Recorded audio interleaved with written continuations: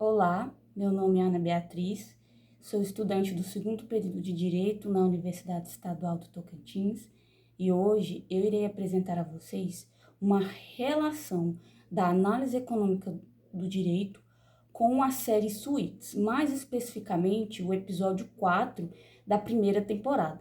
Nesse episódio nós temos dois plots distintos, dois casos.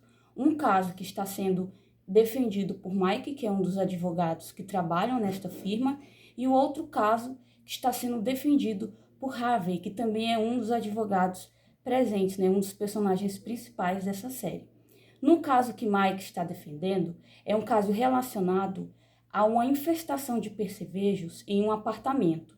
É um caso imobiliário. E no caso de Harvey, é um caso onde Quint, que é o nome do cliente, ele é dono de uma farmacêutica e ele produziu uma droga que está causando efeitos colaterais em alguns dos pacientes. Para a gente fazer, primeiramente, essa relação, é bom sabermos o que significa de fato a análise econômica do direito. Nesse caso, ela é uma ferramenta que vai trazer os custos, as consequências, o custo-benefício, de certa decisão judicial, das leis, das consequências na sociedade. Então, relacionando a análise econômica do direito a estes dois casos, nós temos a seguinte relação.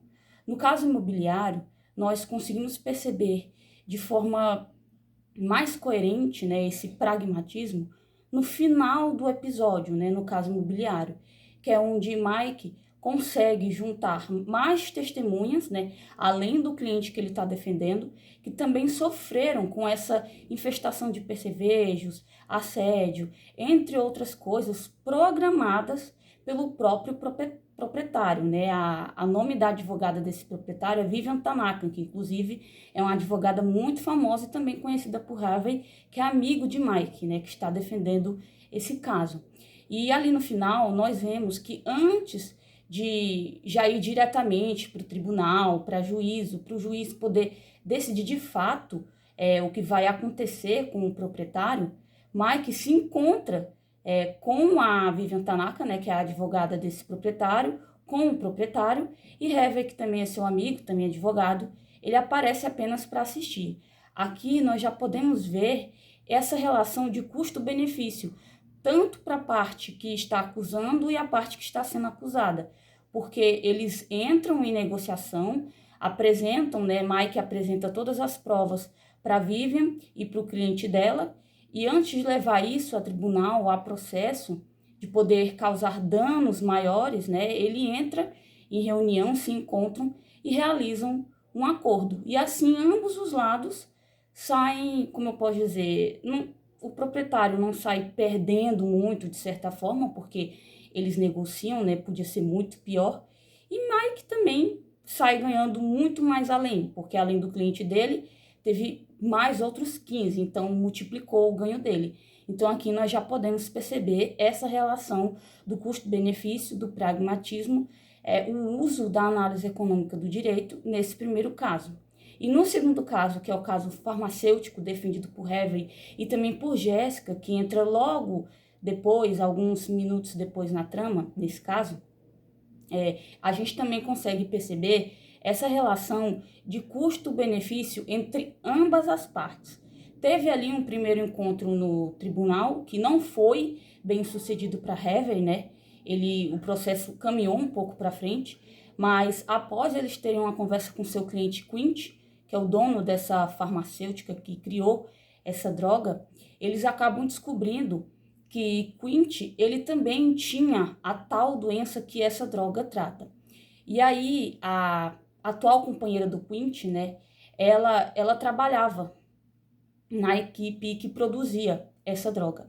E ela escondeu um dos pacientes que teve os efeitos colaterais no fígado.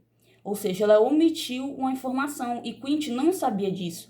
E ele estava sendo acusado, por causa dos efeitos colaterais que essa droga estava causando em alguns dos pacientes que a usaram.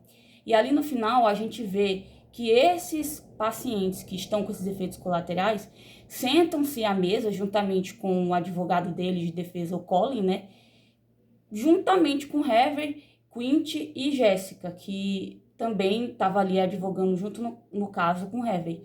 E ali eles sentam, demonstram toda a situação, passam um vídeo, mostram a verdade de que Quint também sofria com que eles estavam sofrendo, da mesma doença, e eles acabam entrando em um acordo.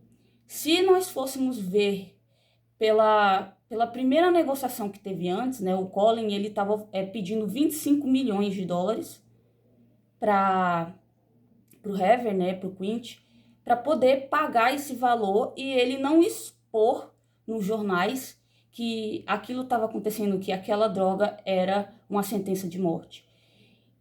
E logo, quando a gente volta para o fim, né, como eu já havia relatado, a gente vê que a negociação deu certo, especialmente para o Quint, né, porque ele não vai precisar pagar um valor tão alto, ele fez um acordo com ambas as partes e a gente consegue, né, ter esse desfecho, essa balança boa para ambos os lados. Por fim, os dois casos apresentam essa questão do custo-benefício, desse pragmatismo. Ambos os lados não saem perdendo, as consequências são bem menores se tivessem ido a juízo, se o processo tivesse andado mais à frente. E assim a gente consegue ver essa relação sendo bem exposta nesse episódio e nos dois casos. Enfim, eu espero que vocês tenham gostado e até a próxima.